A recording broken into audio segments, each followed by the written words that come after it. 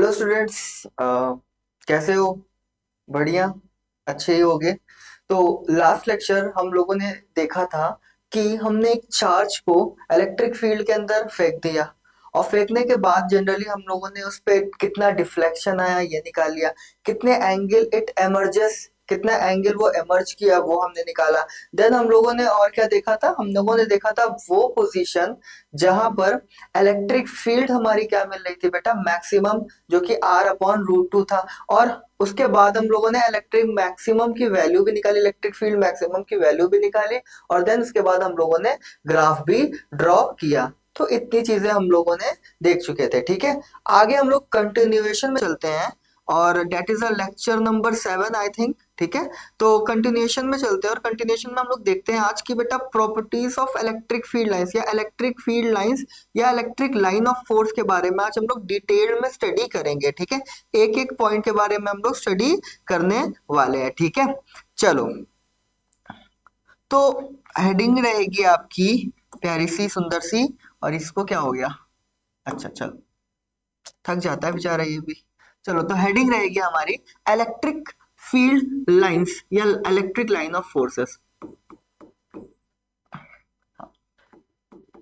Electric field lines और line of forces भी बोलते हैं। इलेक्ट्रिक फील्ड लाइंस को बेटा हम लोग लाइन ऑफ फोर्सेस भी बोलते हैं। तो इलेक्ट्रिक लाइन ऑफ फोर्सेस या लाइन ऑफ फोर्सेस, कोई दिक्कत? Electric line of forces. चलो, इलेक्ट्रिक लाइन ऑफ फोर्सेस। तो जनरली आज हम लोग डिटेल में स्टडी करेंगे कि इलेक्ट्रिक फील्ड लाइंस होती क्या है and what is the property of electric field lines. तो एक एक पॉइंट की हम लोग स्टडी करेंगे। तो सबसे पहले हम बात करते हैं कि इलेक्ट्रिक फील्ड लाइंस एक्चुअल में आई कैसे, क्या था। तो according to the Faraday, Faraday scientist थे जिन्होंने इलेक्ट्रिक फील्ड लाइंस को किसी चार्ज में पिक्टोरियल फॉर्म में रिप्रेजेंट किया था। According to the Faraday, according to the according to the Faraday, हम लिख रहे हैं बेटा according to the Faraday, according to the Faraday, Faraday electric field lines from charge, electric field lines from charge represent represent in a pictorial form, represent in a pictorial form, pictorial form. Electric field lines को कैसे उन्होंने represent किया था बेटा? Pictorial form में represent किया था। जैसे कि हमने यहाँ पे एक प्लस क्यू चार्ज ले लिया। अब आपको पता है कि प्लस क्यू चार्ज से जो इलेक्ट्रिक फील्ड लाइंस हैं वो बाहर की तरफ निकलेंगी, अवे फ्रॉम दिस चार्ज। हमने बताया था जब हम इलेक्ट्रिक फील्ड लाइंस का इंट्रोडक्शन वाला पार्ट आपको समझा रहे थे। तो according to the Faraday, Faraday ने बताया कि जो इलेक्ट्रिक फील्ड लाइंस हैं वो कुछ इस तरह से निकलेंगी, एरो के फॉर्म में निकलेंगी। जरा ध्यान से सुनना, कैसे निकलेंगी बेटा? एरो के फॉर्म में निकलेंगी।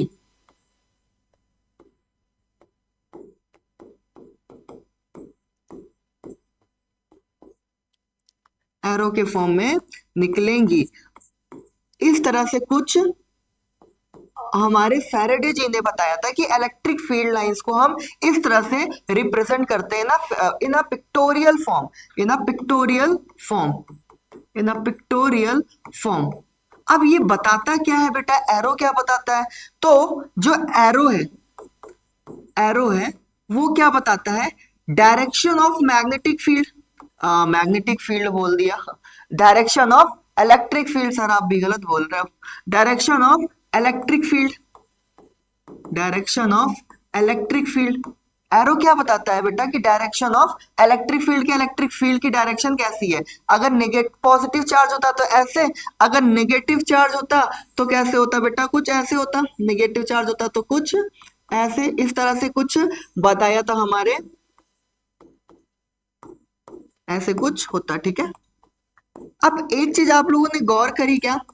क्या सर, क्या गौर करी? एक चीज आप लोगों ने गौर करी होगी बेटा कि जो एरो का लेंथ है, एरो की जो साइज है वो पहले ज्यादा थी, बाद में थोड़ी कम हुई, और फिर बाद में जाते जाते थोड़ी सी और कम हो गई।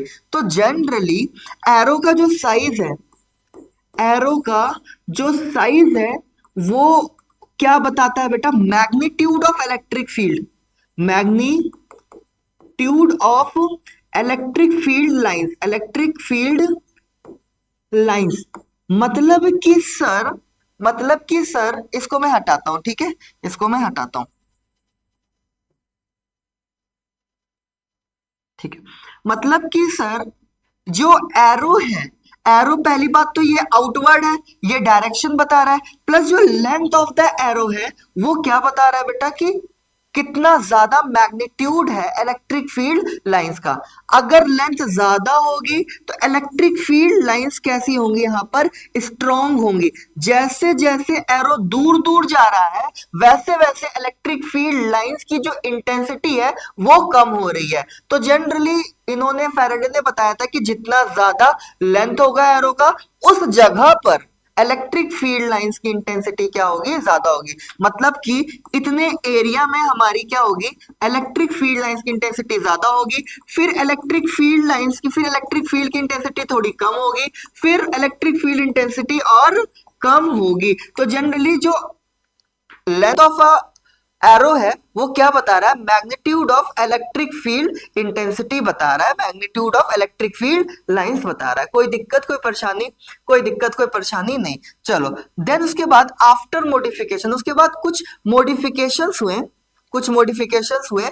आफ्टर मॉडिफिकेशन, आफ्टर मॉडिफिकेशन, उसके बाद बेटा कुछ मॉडिफिकेशन हुआ, और मॉडिफिकेशन के बाद जो चार्ज पर इलेक्ट्रिक फील्ड लाइन शो होने का तरीका था वो कुछ इस तरह से होने लगा, वो कुछ इस तरह से होने लगा। और यही हम लोग क्या करते हैं बेटा? फॉलो करते हैं। यही हम लोग क्या करेंगे? फॉलो करेंगे। इस तरह से होने लगा, ठीक है। अगर प्लस क्यू चार्ज ऐसे है तो ऐसे, अगर माइनस क्यू चार्ज है तो टूवर्ड्स द चार्ज रहता है। इलेक्ट्रिक फील्ड लाइंस कैसी होती हैं? टुवर्ड्स द चार्ज होती हैं, ठीक है। कुछ इस तरह से आफ्टर मॉडिफिकेशन ये होने लगा। अब इसमें क्या था? इसमें ये था बेटा कि जितना ज्यादा, मैं जितना ज्यादा इलेक्ट्रिक फील्ड लाइंस डेंस होंगी, ध्यान से सुनना, जितना ज्यादा इलेक्ट्रिक फील्ड लाइन डेंस होंगी जिस जगह पर, उस जगह पर फील्ड की जो इंटेंसिटी है वो क्या होगी? ज्यादा होगी। मेरा कहने का मतलब क्या है कि जिस जगह पर इलेक्ट्रिक फील्ड लाइंस पास पास होंगी उस जगह पर इलेक्ट्रिक फील्ड इंटेंसिटी क्या होगी? ज्यादा होगी। मतलब कि डेंसिटी ऑफ लाइंस किसको बता रहा है? डेंसिटी ऑफ लाइन किसको बता रहा है? मैग्नीट्यूड ऑफ फील्ड को बता रहा है। किसको बता रहा है बेटा? मैग्नीट्यूड ऑफ फील्ड को बता रहा है, मैग्नीट्यूड ऑफ फील्ड को। मतलब कि जिस जगह पे इलेक्ट्रिक फील्ड लाइंस पास पास होंगी उस जगह पे मैग्नीट्यूड ऑफ फील्ड क्या होगी? ज्यादा होगी। उस जगह पे इलेक्ट्रिक फील्ड इंटेंसिटी क्या होगी? ज्यादा होगी, जिस जगह पे इलेक्ट्रिक फील्ड लाइंस पास पास होंगी। अब जरा ध्यान से समझो, प्लस क्यू चार्ज है यहाँ पर, ठीक है। ये हमने बना दिया इलेक्ट्रिक फील्ड लाइंस, हाँ, ये हमने बना दिया क्या? इलेक्ट्रिक फील्ड लाइंस बना दिया। जरा ध्यान से देखना, एक एक चीज समझ में आ जाएगा। इलेक्ट्रिक फील्ड लाइंस हमने यहाँ पर बना दिया, कोई दिक्कत? अच्छा, एक चीज बताओ बेटा, इस वाले रीजन में हम जरा चेक करते हैं, इस वाले रीजन में जरा चेक करते हैं। इस वाले रीजन में ये जो लाइंस हैं, ये जो इलेक्ट्रिक फील्ड लाइंस हैं, ये आपस में पास पास है क्या? ऐसे समझो, इन दोनों लाइंस के बीच का जो मान के चलो एंगल है वो मान के चलो θ1 है, कोई दिक्कत? और एक एक रीजन हमने ये देख लिया, एक रीजन हमने ये ले लिया, एक रीजन हमने ये ले लिया। और इस रीजन में बेटा हमने मान लिया कि दो लाइंस के बीच का एंगल θ2 है। बताओ कि कौन सा एंगल कम है? तो सर θ1 जो है वो लेस देन है θ2 से। मतलब कि इस वाले रीजन में, इस वाले रीजन में सर एंगल्स क्या है? दो लाइंस के बहुत छोटे हैं। मतलब लाइंस क्या है? आपस में पास पास है। अगर जहां पे लाइन आपस में पास पास होंगी वहां पे लाइंस की डेंसिटी क्या होगी? ज्यादा होगी। और जहां पे लाइंस की डेंसिटी ज्यादा होगी वहां पे इलेक्ट्रिक फील्ड इंटेंसिटी क्या होगी बेटा? ज्यादा होगी। क्या समझ में आया? तो यही चीज बताया कि जहां पे डेंसिटी ऑफ लाइन ज्यादा, वहां पे मैग्नीट्यूड ऑफ फील्ड भी क्या होगी? तुम्हारी ज्यादा होगी। कोई दिक्कत? तो ये आफ्टर मॉडिफिकेशन ये चीज हुई। कोई दिक्कत कोई परेशानी नहीं। बात करते हैं हम लोग कि what is electric field lines. बात करते हैं बेटा कि इलेक्ट्रिक फील्ड लाइंस क्या होती है। What is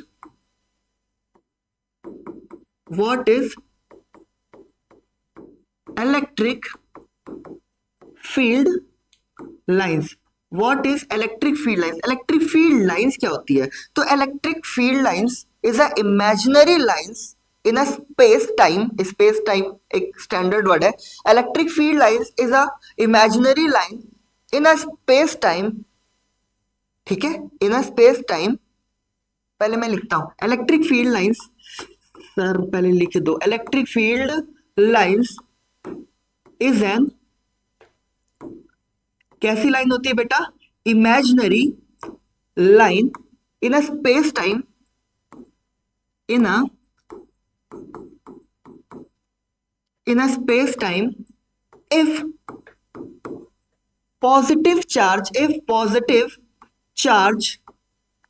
is enters in the line, enters is if positive charges enters in the line, if the positive charges enters in the line, it's it's allow to move, it's allow to move, to do so, to do so, to do so, बहुत बढ़िया, to do so, it's allow, it's free positive charge would move, it's allow to move, if allow to move, बस इतना लिखते हैं, ठीक है, ये ज्यादा सही लग रहा है। चलो, हमने बोला कि इलेक्ट्रिक फील्ड लाइंस कैसी लाइंस होती है बेटा, इमेजिनरी लाइंस होती हैं इन अ स्पेस टाइम। अगर कोई चार्ज उसके अंदर एंटर करता है तो वो क्या होना चाहेगा, उसके अंदर मूव होना चाहेगा।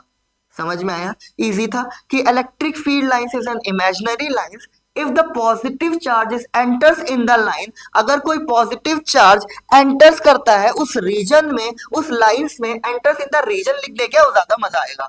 एंटर्स इन द रीजन लिखते हैं, चलो यहाँ पे एंटर्स इन द रीजन, ठीक है, यहाँ पे enters in the region, enters in the region, it allow to move. वो क्या होना चाहेगा बेटा, मूव होना चाहेगा, that is called electric field lines. कोई दिक्कत। तो हमने देखा कि जनरली पहले क्या था कि फैराडे आए इलेक्ट्रिक फील्ड लाइंस को किसकी तरह बताया, पिक्टोरियल फॉर्म की तरह बताया, एरो की तरह बताया। एरो जो था वो डायरेक्शन बता रहा था कि अगर पॉजिटिव चार्ज है तो एरो आउटवर्ड होगा, अगर नेगेटिव चार्ज है तो एरो कैसे होगा, इनवर्ड होगा। फिर उसके बाद लेंथ ऑफ एरो क्या बता रहा था बेटा, मैग्नीट्यूड ऑफ फील्ड लाइंस बता रहा था। देन इसके बाद मॉडिफिकेशन हुआ। मॉडिफिकेशन में जनरली हमने देखा कि चार्ज पे हमने जो इलेक्ट्रिक फील्ड लाइंस निकाली कुछ इस तरह से निकाली, और देन हमने देखा कि जिस साइड डेंसिटी ऑफ लाइंस ज्यादा है, मतलब लाइंस आपस में पास पास में है, उस साइड इलेक्ट्रिक फील्ड इंटेंसिटी क्या होगी बेटा, ज्यादा होगी। Magnitude of electric field intensity क्या होगी बेटा, ज्यादा होगी। देन उसके बाद डेफिनेशन देखी कि electric field lines is an imaginary line if the positive charge enters into the region, it allow to move। वो क्या होना चाहेगा बेटा, मूव होना चाहेगा।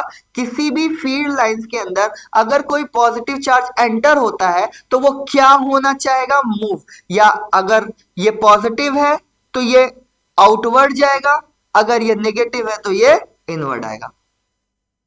कोई दिक्कत कोई परेशानी, क्या समझ में आ रहा है। अब हम लोग स्टार्ट करते हैं बेटा एक एक पॉइंट के बारे में स्टडी करना। चलो, एक एक पॉइंट के बारे में स्टडी करना। पॉइंट नंबर वन कहता है कि lines are originates from negative. जो लाइंस होती है बेटा, lines are originates from negative and enters into positive। तो जो चार्ज होता है बेटा वो कहां से, उल्टा बोल दिया क्या, हाँ उल्टा बोल दिया सर, उल्टा आपने बोल दिया। ये जो चार्ज होता है बेटा, the lines are originate from positive and enters into negative region, तो जो चार्ज होता है वो पॉजिटिव से क्या करता है, ओरिजिनेट होता है, पॉजिटिव से ओरिजिनेट होता है और कहाँ पे जाता है बेटा, नेगेटिव में जाके एंटर करता है। ठीक है, कोई दिक्कत नहीं। दूसरा point, they do not form the close loop. जिस तरह जो मैग्नेटिक फील्ड लाइंस होती है वो क्लोज लूप बनाती है, मैग्नेटिक फील्ड लाइंस क्या बनाती है, क्लोज लूप, लेकिन electric field lines does not form a close loop, तो it does not form closed loop, ये क्लोज लूप को नहीं बनाती हैं। कोई दिक्कत नहीं। तीसरा पॉइंट कि इलेक्ट्रिक फील्ड, तीसरा पॉइंट कि they do not terminate, electric field मतलब कि क्या, they do not terminate, it extends up to infinity, बेटा ये टर्मिनेट नहीं होती। अगर हम किसी पॉजिटिव चार्ज से इलेक्ट्रिक फील्ड लाइंस निकाल रहे हैं तो वो स्पेस में जाके खत्म नहीं होंगी, वो कहां तक एक्सटेंड कर जाएंगी, इंफिनिटी तक एक्सटेंड कर जाएंगी, पर वो टर्मिनेट मतलब खत्म नहीं होंगी, ठीक है। फोर्थ पॉइंट कहता है बेटा, चौथा पॉइंट कहता है कि electric field lines are subjective. तो इंपॉर्टेंट पॉइंट है ये कि ध्यान से सुनना कि electric field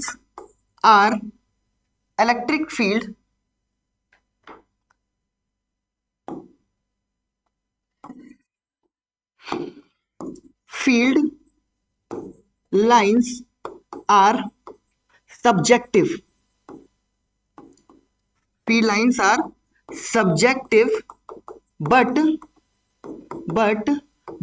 but the magnitude of but the density of field lines but the density of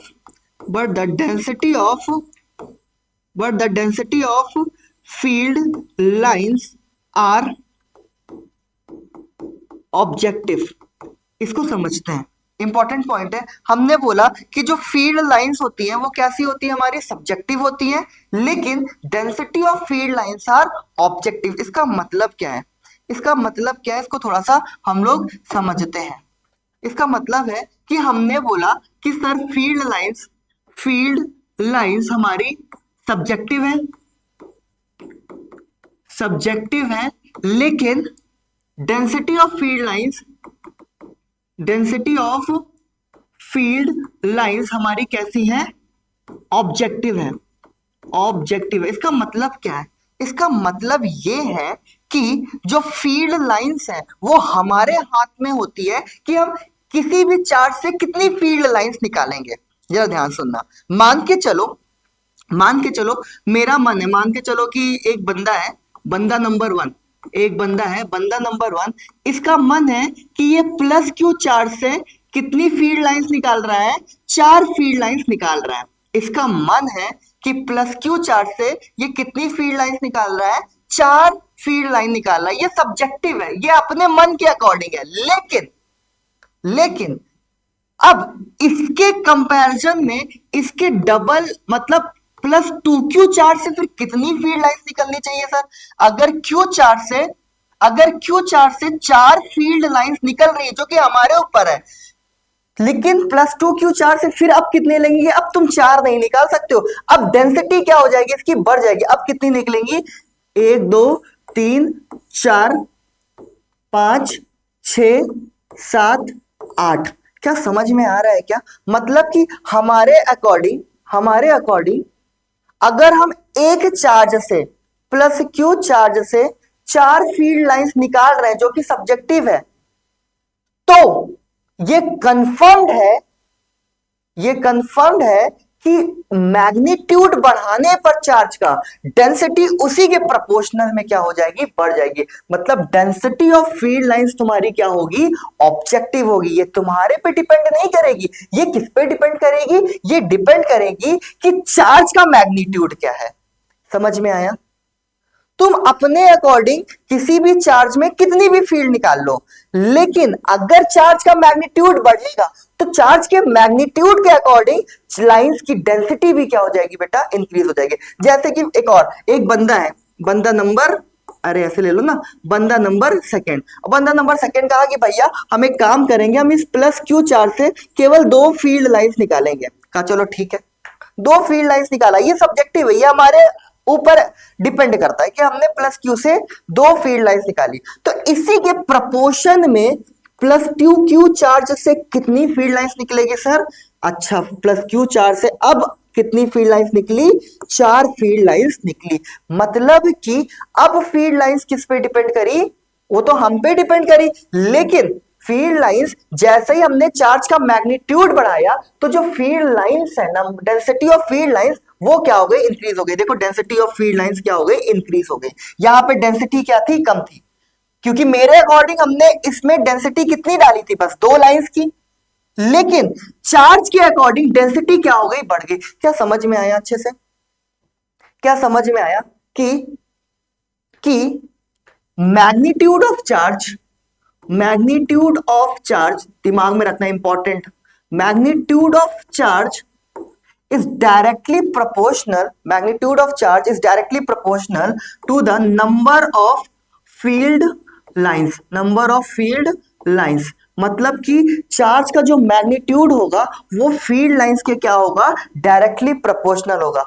charge का मैग्नीट्यूड हमने बढ़ा दिया तो उससे निकलने वाली जो फील्ड लाइंस है वो भी क्या हो जाएंगी, तुम्हारी बढ़ जाएंगी। तो ये पॉइंट समझ में आया कि फील्ड लाइंस तो हमारे अकॉर्डिंग है कि हम कितनी भी बढ़ाएं, लेकिन उसके प्रोपोर्शनल में अगर हमने चार्ज को डबल कर दिया तो चार्ज डबल करने से फील्ड लाइंस भी क्या हो जाएगी, हमारी इंक्रीज कर जाएगी। कोई दिक्कत, कोई परेशानी नहीं होनी चाहिए, ठीक है। तो ये इंपॉर्टेंट पॉइंट था, इसको दिमाग में रख लेना। दैट मीन्स पॉइंट नंबर कौन सा था, पॉइंट नंबर 4 था, और ये पॉइंट नंबर 6 है कि magnitude of charge is directly proportional to the number of field lines. कोई दिक्कत, कोई परेशानी नहीं, चलो कोई दिक्कत, कोई परेशानी नहीं। चलो नेक्स्ट की बात करते हैं हम लोग बेटा, और नेक्स्ट है हमारा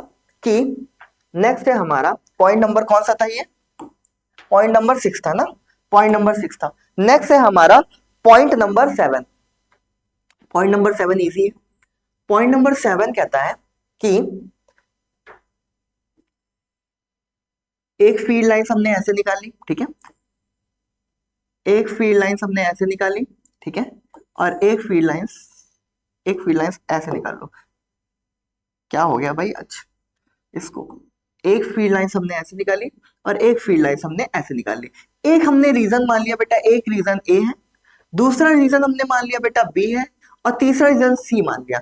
बताओ कि कहां पर फील्ड इंटेंसिटी ज्यादा होगी, इलेक्ट्रिक फील्ड इंटेंसिटी कहां पर ज्यादा होगी। तो सर ये तो दिख रहा है कि जहां पर लाइनें पास पास होंगी, मतलब जहां पर लाइनें ज्यादा डेंस होगी वहां पर फील्ड की इंटेंसिटी भी क्या होगी, ज्यादा होगी। इलेक्ट्रिक फील्ड इंटेंसिटी वहां पर क्या होगी सर, ज्यादा होगी। दैट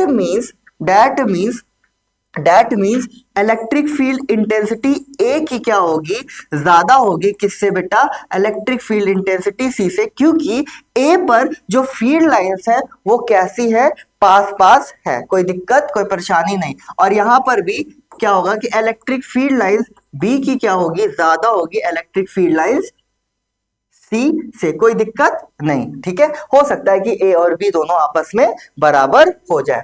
तीसरा एट्थ पॉइंट ये कहता है कि electric field lines are always symmetrical about the lining joining two charges. हमने बोला कि electric field lines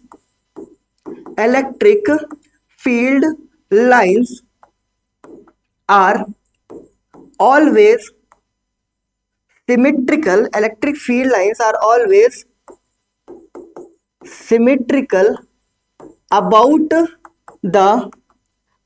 the line joining two charge, line joining two charge, ये भी इंपॉर्टेंट पॉइंट है, मार्क देम इंपॉर्टेंट। क्या बोल रहा है बेटा कि इलेक्ट्रिक फील्ड लाइंस हमेशा दो चार्ज को जोड़ने वाली लाइन के कैसे होनी चाहिए, सिमिट्रिकल होनी चाहिए। जैसे कि बता रहे हैं, जैसे कि मान के चलो हमने यहां पे ले लिया प्लस Q1 चार्ज और यहां पर हमने ले लिया प्लस Q2 चार्ज, ठीक है। अगर इससे हमने इलेक्ट्रिक फील्ड लाइंस ऐसे जोड़ दी यहां पर, ठीक है, और यहां से हमने एक इलेक्ट्रिक फील्ड लाइंस ऐसे निकाल दी, तो ये अब देखो जरा, एक इलेक्ट्रिक फील्ड लाइंस हमने ऐसे कुछ निकाल के और प्लस Q2 पे प्लस Q1 से निकला और माइनस Q2 ले लो ना, क्योंकि यहां पर माइनस में क्या होती है, इलेक्ट्रिक फील्ड लाइंस एंटर करती है। अब सभी हट जाएगा, चलो इलेक्ट्रिक फील्ड लाइंस ये है तुम्हारा माइनस Q2, ठीक है। तो हमने कहा कि प्लस Q1 से इलेक्ट्रिक फील्ड लाइंस निकली और यहां पर गई, कोई दिक्कत, ढंग से बना देते हैं, ठीक है, ऐसे एंटर करें, ठीक है। तो ये कंफर्म्ड है कि नीचे अगर आप इलेक्ट्रिक फील्ड लाइंस निकाल रहे हो तो इस वाली इलेक्ट्रिक फील्ड लाइन से जो नीचे इलेक्ट्रिक फील्ड लाइंस निकाल रहे हो वो भी इसके कैसी होनी चाहिए बेटा, सिमेट्रिकल होनी चाहिए। तो मतलब कि electric field lines are symmetrical about the line joining two charges. तो इलेक्ट्रिक फील्ड लाइंस हमेशा कैसी होनी चाहिए, सिमेट्रिकल होनी चाहिए। चलो एक क्वेश्चन है आपसे, क्वेश्चन है कि what is the magnitude of charges. मान के चलो ऑप्शन नंबर ए दे दिया, मैग्नीट्यूड ऑफ चार्जेस, आपको ऑप्शन बताना कौन सा सही है।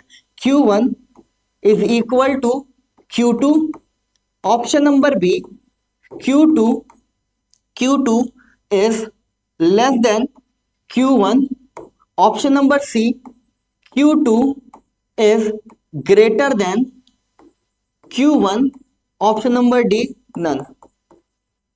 Option number D none, option number D क्या होगा बेटा, नन होगा। बताओ कौन सा ऑप्शन सही होगा, कौन सा ऑप्शन सही होगा, सोच लिया, खुद से ट्राई किया करो, पहले खुद से सोचा करो फिर करा करो, खुद से सोच लिया, चलो अच्छा अब देखते हैं, अब हम करते हैं। अच्छा एक चीज बताओ, Q1 से जो फील्ड लाइंस निकल रही हैं ये मान के चलो जो एंगल बना रही है वो अल्फा एंगल बना रही है, कोई दिक्कत, और Q2 पे जो लाइनें जा रही हैं ये हमने एंगल बना दिया क्या, बीटा एंगल बना रही हैं, कोई दिक्कत। अब एक चीज बताओ जरा बेटा, कौन सा एंगल छोटा है, तो सर जो बीटा एंगल है वो लेस देन अल्फा है। इससे ये चीज समझ में आई सर कि जो Q2 में जो फील्ड लाइंस जा रही हैं वो आपस में कैसी है, पास पास है। फील्ड लाइंस अगर आपस में पास पास है तो डेंसिटी क्या होगी, ज्यादा होगी। अगर फील्ड लाइंस की डेंसिटी ज्यादा है तो मतलब कि इसका जो मैग्नीट्यूड है वो क्या होगा, ज्यादा होगा। तो मतलब कि Q2 क्या होगा सर, ग्रेटर देन होगा Q1 के, कोई दिक्कत। Q2 क्या होगा हमारा, ग्रेटर देन होगा Q1 से, और हमने मैग्नीट्यूड ले लिया इसीलिए हमने यहाँ पर साइन को इग्नोर मार दिया। कोई दिक्कत, कोई परेशानी, कोई समस्या किसी भी तरह की नहीं होनी चाहिए। चलो कौन सा पॉइंट था बेटा, ये हमारा 8th पॉइंट था ना। अब ये हमारा 9th पॉइंट। 9th पॉइंट क्या कहता है कि जो फील्ड लाइंस होती है वो हमेशा किसी भी चार्ज के सरफेस के क्या होती हैं, परपेंडिकुलर होती हैं। तो electric field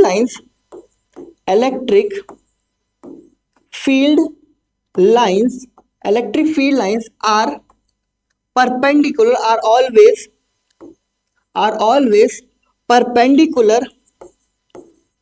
perpendicular to the surface of charge, to the surface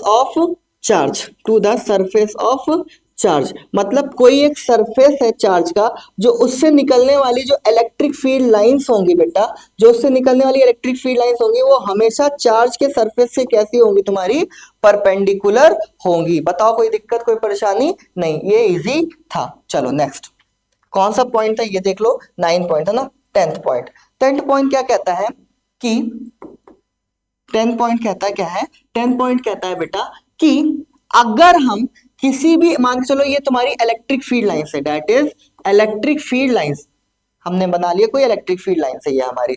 अगर किसी इलेक्ट्रिक फील्ड लाइंस के पॉइंट के अबाउट हम टेंजेंट खींचते हैं, हमने क्या किया कि किसी भी इलेक्ट्रिक फील्ड लाइंस के पॉइंट के अबाउट हमने क्या खींचा बेटा, टेंजेंट खींचा। तो टेंजेंट क्या बताएगा कि उस पॉइंट का डायरेक्शन क्या होगा, समझ में आया। हमने बोला कि अगर हमको इस पॉइंट का डायरेक्शन जानना है, इस पॉइंट का हमको डायरेक्शन जानना है कि what is the direction of this point in this electric field line, तो हमने क्या करा कि इस पॉइंट के अबाउट हमने क्या खींचा, एक टेंजेंट खींचा। टेंजेंट जब भी ड्रॉ करता है तो टेंजेंट क्या बताएगा, जैसे ही हमने टेंजेंट ड्रॉ करा तो ये पॉइंट क्या बताएगा, direction of electric field lines, direction of electric field lines of that point, electric field lines, electric field line of that point, of that point.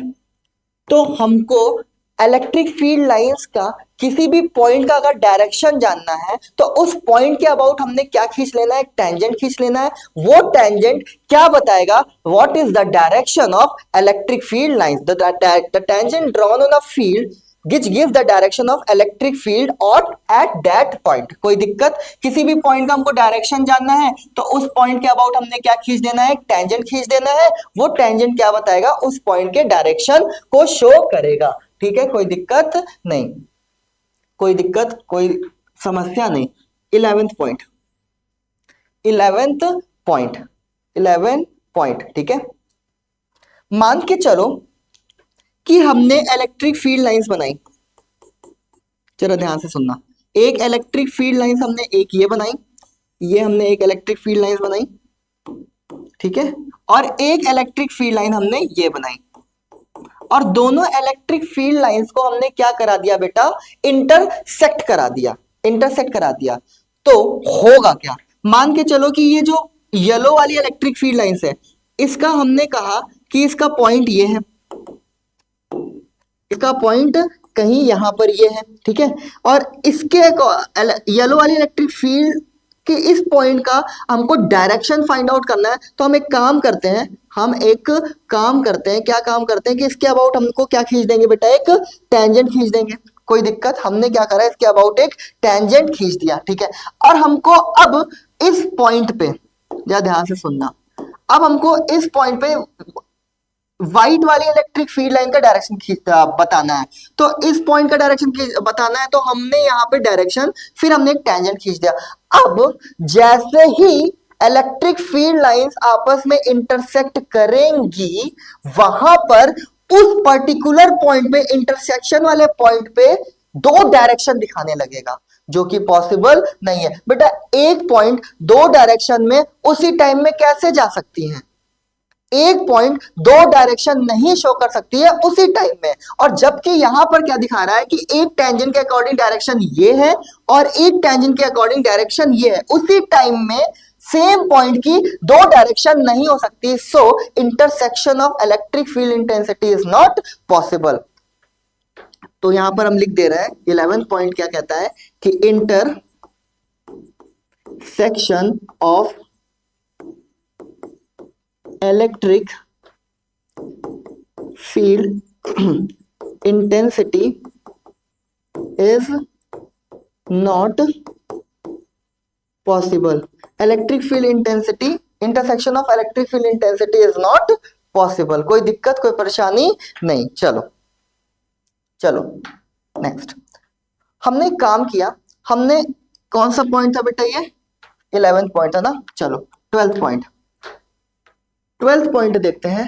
12th point पे हमने बोला कि हमने प्लस क्यू चार्ज बना दिया, जरा ध्यान से सुनना, प्लस क्यू चार्ज बना दिया, और यहां पर भी हमने प्लस क्यू चार्ज बना दिया। इस प्लस क्यू चार्ज से क्या निकलेंगी बेटा, इलेक्ट्रिक फील्ड लाइंस निकलेंगी। जरा ध्यान से सुनना, इस प्लस क्यू चार्ज से क्या निकलेंगी, इलेक्ट्रिक फील्ड लाइंस निकलेंगी। इस प्लस क्यू चार्ज से हमारी इलेक्ट्रिक फील्ड लाइंस निकलेंगी, ठीक है, हमने यहां पर बना दी। इस प्लस क्यू चार्ज से भी हमारी क्या निकलेंगी, इलेक्ट्रिक फील्ड लाइंस निकलेंगी, हमने बना दिया। ये हमारे अकॉर्डिंग है कि हम कितनी इलेक्ट्रिक फील्ड लाइंस निकाल रहे हैं, तभी तो वो सब्जेक्टिव है। कोई दिक्कत, कोई परेशानी, हमने अपने अकॉर्डिंग इलेक्ट्रिक फील्ड लाइंस निकाल दी। अब चलो एक काम करते हैं, इसको थोड़ा एक्सटेंड करते हैं। इस वाली इलेक्ट्रिक फील्ड लाइंस को एक्सटेंड करा, ये कहीं, अब ये इलेक्ट्रिक फील्ड लाइंस आपको पता है बेटा कि ये टर्मिनेट नहीं होती है, इंफिनिटी तक एक्सटेंड करती है। इस इलेक्ट्रिक फील्ड लाइंस को भी हमने क्या किया, एक्सटेंड किया।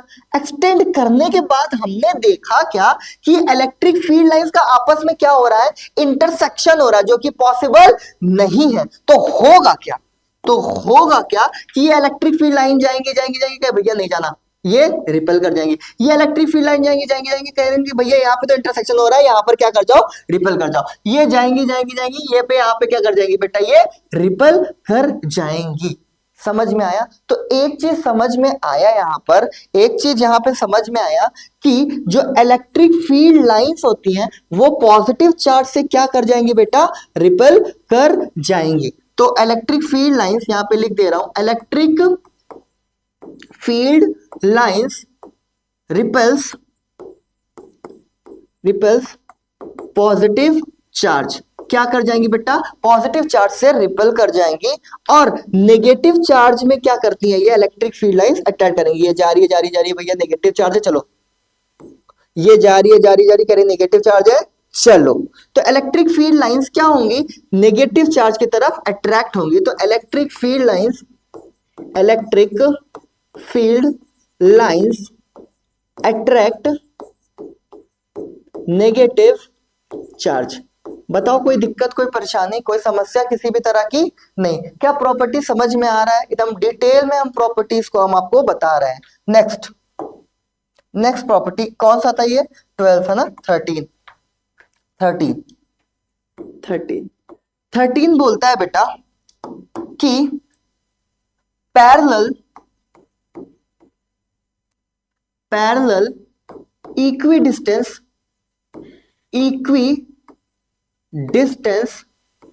Parallel equidistance straight electric field lines are uniform. Easy है ये। इसमें क्या बोलता है कि पैरेलल स्ट्रेट और इक्वी डिस्टेंस में जो इलेक्ट्रिक फील्ड लाइंस होंगी बेटा, इलेक्ट्रिक फील्ड लाइंस होंगी, देखो ये पैरेलल है और हर फील्ड लाइंस के बीच का जो डिस्टेंस है वो कैसा है, बराबर है। तो हर जगह पे इलेक्ट्रिक फील्ड इंटेंसिटी कैसी होगी, बराबर होगी, दैट मींस यूनिफॉर्म होगी। तो हर जगह पे इलेक्ट्रिक फील्ड इंटेंसिटी कैसी होगी, यूनिफॉर्म। तो ये किसको बता रहा है, यूनिफॉर्म इलेक्ट्रिक फील्ड को बता रहा है, यूनिफॉर्म इलेक्ट्रिक फील्ड को बता रहा है। कोई दिक्कत, कोई परेशानी नहीं? चलो अगर ये बताओ कैसी इलेक्ट्रिक फील्ड है, ये यूनिफॉर्म है कि नॉन यूनिफॉर्म है? ये बताओ कैसी है? तो सर ये पैरेलल नहीं, इक्विडिस्टेंस नहीं, और आपस में एक दूसरे में डिस्टेंस भी बराबर नहीं, स्ट्रेट है लेकिन पैरेलल इक्विडिस्टेंस नहीं है। तो सर ये कैसी है, यहां पर डेंसिटी क्या है सर, ज्यादा है, और यहां पे डेंसिटी क्या है सर, कम है। तो डेंसिटी जहां पे ज्यादा होगी वहां पे इलेक्ट्रिक फील्ड इंटेंसिटी सर ज्यादा होगी, यहां पर इलेक्ट्रिक फील्ड इंटेंसिटी कम होगी। डैश में electric field intensity sir change हो रही है, तो यहां पर ये कैसी होगी, यूनिफॉर्म नहीं सर, कैसी होगी हमारी, non uniform electric field, non uniform electric field होगी। कोई दिक्कत, कोई परेशानी, कोई समस्या नहीं?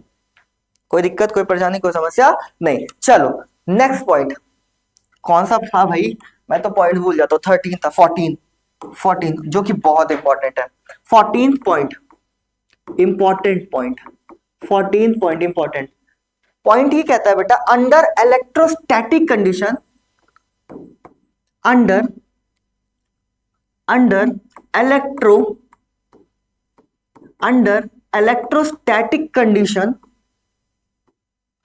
Electrostatic condition, electric field inside the charge is always absent। क्या बोल रहा है कि किसी भी कंडक्टर के अंदर, इनसाइड द कंडक्टर लिख लो यहाँ पे, चार्ज की जगह पे यहाँ पे क्या लिख लो, इनसाइड द कंडक्टर। बोल रहा है बेटा कि under electrostatic condition electric field inside the conductor is always zero. क्या होगी? हमेशा जीरो होगी। एब्सेंट का मतलब ही क्या होता है कि इलेक्ट्रिक फील्ड अंदर क्या है? जीरो। मतलब किसी भी कंडक्टर के अंदर इलेक्ट्रिक फील्ड क्या होगी? जीरो होगी। कब जीरो होगी बेटा? Under electrostatic condition. सर इसकी फील्ड दिला दो।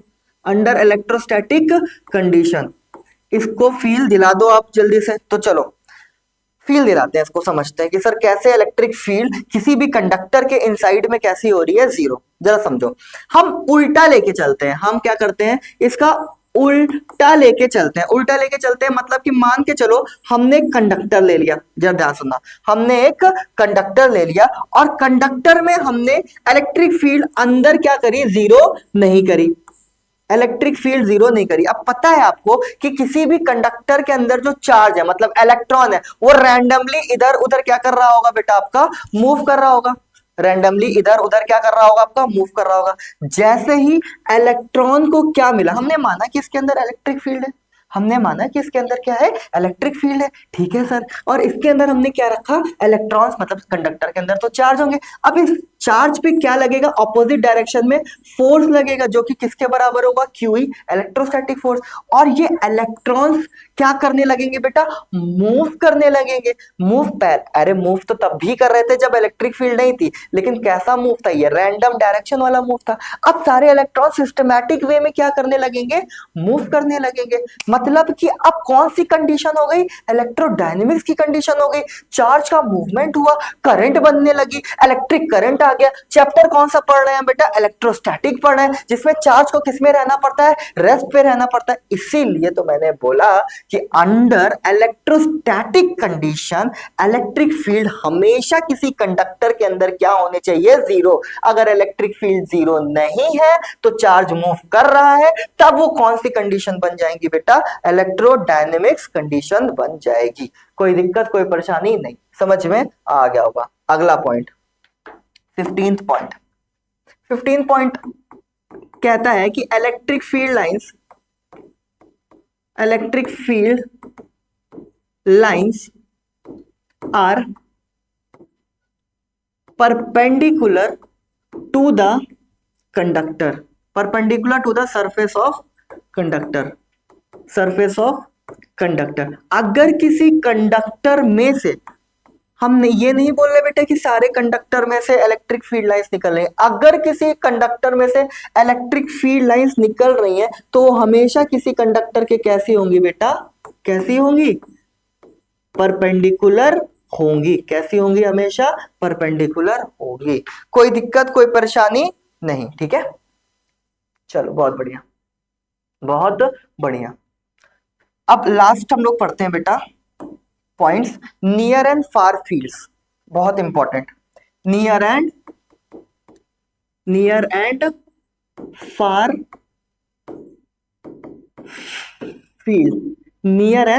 फील्ड। ठीक है। अब एक काम करते हैं, इसको समझने के लिए हम एक चार्ज बनाते हैं। एक हमने ले लिया +2q चार्ज। ठीक है, एक हमने ले लिया +2q चार्ज। ध्यान से समझना, +2q चार्ज ले लिया। दिख रहा है आपको क्या? +2q चार्ज हमने ले लिया और यहां पे हमने रख दिया बेटा माइनस का q। अलग से बना लेते हैं ना, नहीं तो उसमें मर्ज हो जाएगा। हमने यहाँ पे ले लिया क्या? माइनस का q चार्ज ले लिया। ठीक है,